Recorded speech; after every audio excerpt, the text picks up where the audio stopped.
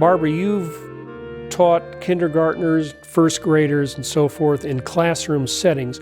This is different because it's a video setting, and also it's different because the parent is a participant in the whole process of helping the child learn to read. Why does the child need a systematic approach to the teaching of phonics?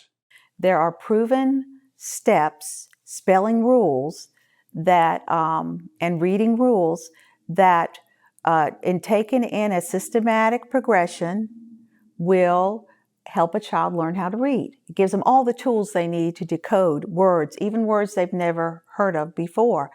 Teaching phonics is not new.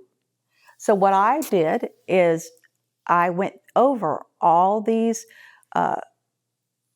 courses of study, and I just found the similar path.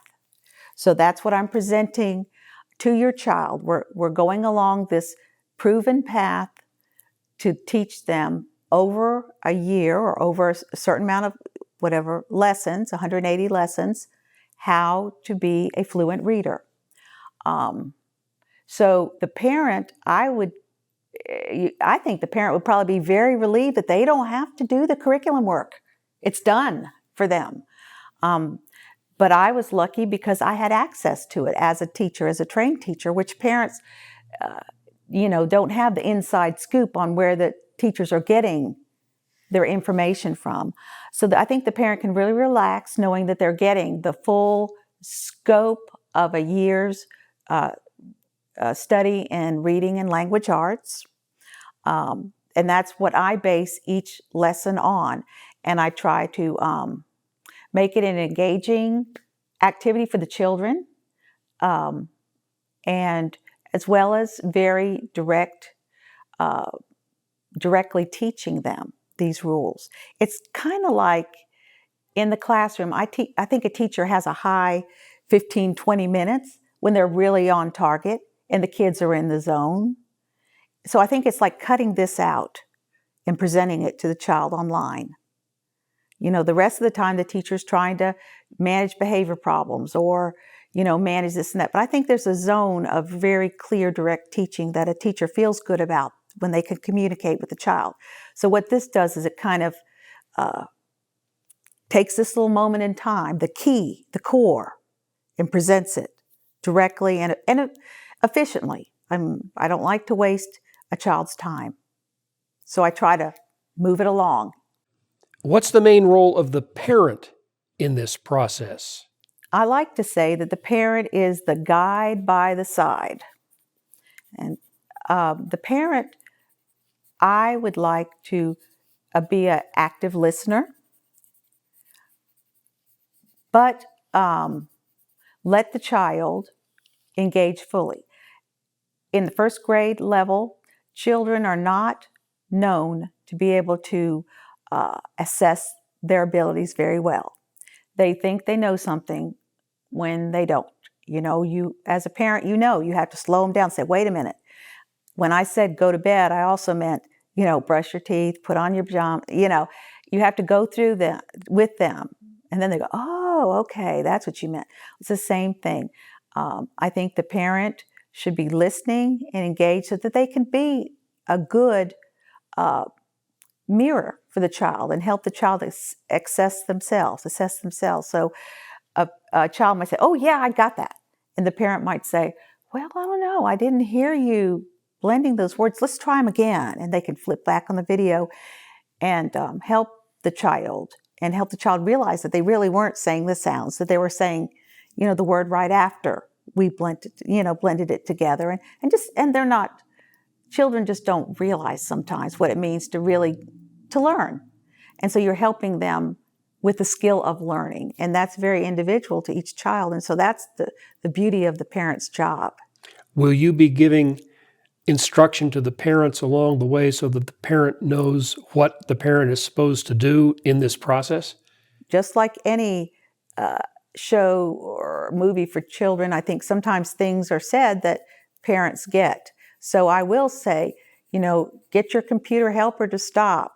the computer and go over this if you need to. And I'll address the children and say, if you don't feel comfortable with this, if you're not reading as quickly as I am through these, then you need to stop. Well, I'm hoping that the parent also is picking up on that and saying, hey, that's right, you're not reading, and help the child realize, so that the child will know it's not going to hurt them. It's not stressful to stop. It's really a joy to actually master something. So I speak to the child, but I guess I expect the parent to be the accountability, or just to help them realize that, yeah, they might need to stop and go over it again. So you have 1 day of review each week to make certain that the child gains mastery. It's a lot of information for the kids. And I think sometimes, I think there's actually studies done that children need to sleep and have a good night's rest before they totally absorb material. It just takes time for this to sink in.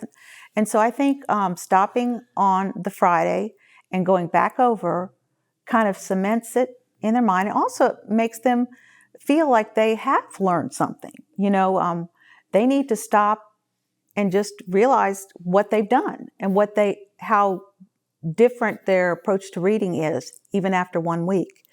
And so also I give a little fun assessment for them to do, a little spelling test over the words. And I post the answer sheet online.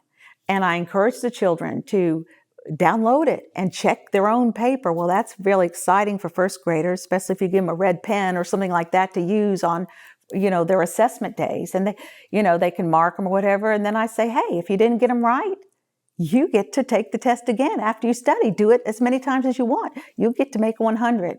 And I think that most children are very excited.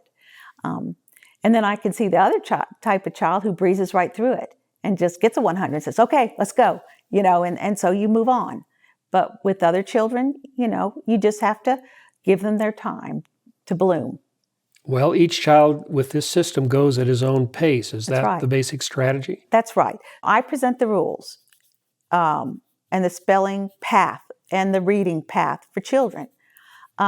Some children might just, sail through the whole thing in half a year and master it. That's great.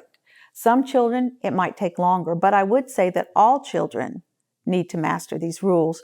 All readers need to master these rules. And some people who say they don't like reading, if you really look back, it's because they maybe were out sick the day that certain rules were covered, or they weren't. They were in a different program that didn't cover phonics. So reading is a chore for them instead of automatic, like riding a bicycle kind of thing. So what we're hoping is that, with this kind of video program, the parent can, or the child can, go through every single rule as much as they need to until they know how to put it into practice.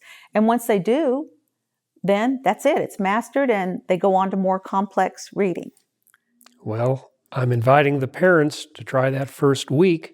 And if it works, there'll be 40 lessons free. And at the end of that process, the parent should have a good idea if this approach is working with the child.